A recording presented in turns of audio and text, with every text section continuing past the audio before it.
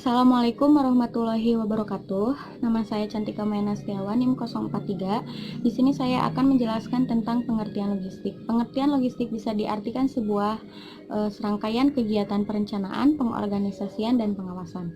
Bisa dikatakan pula bahwa istilah tersebut mengacu pada semua aktivitas yang sifatnya manajerial guna merancang dan mengatur sebuah sistem. Di dalamnya termasuk pengadaan barang dan penyampaian barang ke konsumen. Dengan semua kegiatan tersebut diharapkan dapat mendukung pencapaian tujuan sebuah organisasi maupun perusahaan.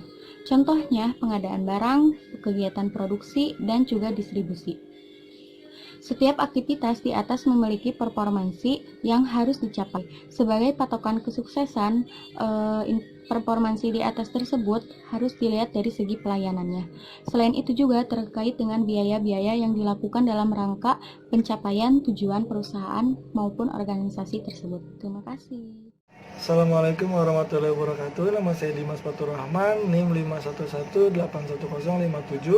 Di sini saya akan menjelaskan tentang Part and Service Support. Part and Service Support merupakan salah satu aktivitas pemasaran perusahaan dalam memberikan pelayanan pasca penjualan kepada pelanggan seperti penyedia bagian-bagian yang rusak atau tidak berfungsi sebagaimana mestinya, di mana Part and Service Support ini merupakan salah satu aktivitas logistik yang cukup penting untuk tetap menjaga loyalitas pelanggan walaupun produk tersebut sudah sampai ke tangan pelanggan tersebut. Mengapa demikian?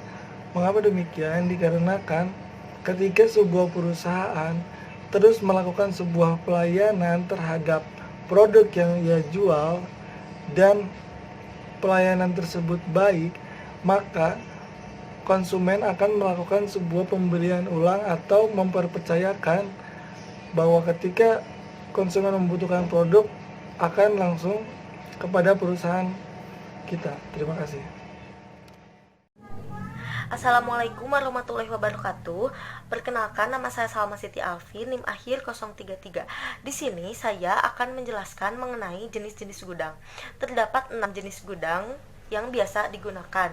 Yang pertama yaitu gudang barang dagangan umum untuk barang hasil pabrik atau General Merchandise Warehouse for Manufactured Goods.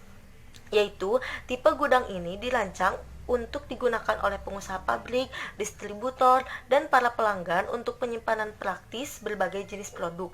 Dan yang kedua yaitu gudang untuk penyimpanan yang bersifat dingin atau refrigerated or cold storage warehouse, yaitu umumnya digunakan untuk menyimpan barang-barang yang tidak tahan lama seperti buah-buahan, sayur-sayuran, barang-barang farmasi, kertas fotografik, dan film. Dan yang ketiga yaitu gudang dengan bea atau pajak atau bond warehouse, yaitu barang-barang seperti tembakau dan minuman beralkohol impor disimpan di gudang ini meskipun pemerintah memegang kendali barang-barang tersebut sampai disalurkan ke pasaran. Dan selanjutnya akan dilanjutkan oleh rekan saya yaitu Imania Rulan. Mungkin cukup sekian paparan dari saya, kurang lebihnya mohon dimaafkan. Wassalamualaikum warahmatullahi wabarakatuh. Perkenalkan, nama saya Imania Nurul Sandra Wulan dengan NIM 047. Selanjutnya, dalam jenis-jenis gudang ada gudang barang-barang rumah tangga atau household good warehouse. Gudang ini biasanya digunakan untuk menyimpan properti pribadi. Properti ini secara khusus disimpan dalam jangka panjang yang sifatnya sementara. Kemudian, ada pergudangan komoditas khusus atau special commodity warehouse. Pergudangan komoditas khusus digunakan untuk menyimpan produk pertanian khusus seperti bulir padi, wol, dan katun. Biasanya gudang ini menyimpan satu jenis produk. Yang terakhir ada pergudangan penyimpanan barang dalam jumlah besar atau bulk storage warehouse. Pergudangan ini memberikan tangki dan penyimpanan terbuka atau tersembunyi untuk produk kering seperti batu bara, pasir, dan bahan kimia. Selain itu juga gudang ini menyediakan drum pengisi atau campuran berbagai tipe bahan kimia lainnya untuk menghasilkan campuran baru. Assalamualaikum warahmatullahi wabarakatuh. Perkenalkan, nama saya Pika Dewi Lestari dengan NIM 035 dari kelas manajemen B. Di sini saya akan menjelaskan tentang pemilihan lokasi gudang. Pada perusahaan menemukan lokasi gudang penyimpanan baru dan keputusan inilah yang mengikuti proses analisis dan desain sistem. Dengan banyaknya fasilitas dan mendistribusikan suku cadang dengan melalui pelayanan-pelayanan kepada pengiriman lokasi gudang tersebut.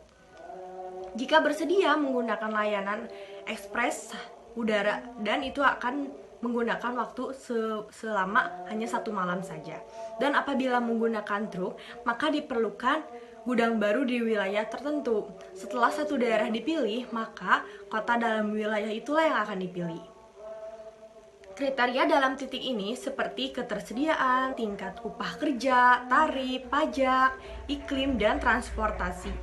Dan kota yang dipilih harus memperhatikan dari segi faktor lahan, lalu lintas jalan, ekspansi, stabilitas tanah, jalur transportasi, dan keamanan pada gudang tersebut.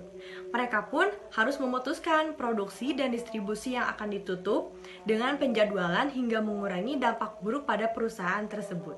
Terima kasih.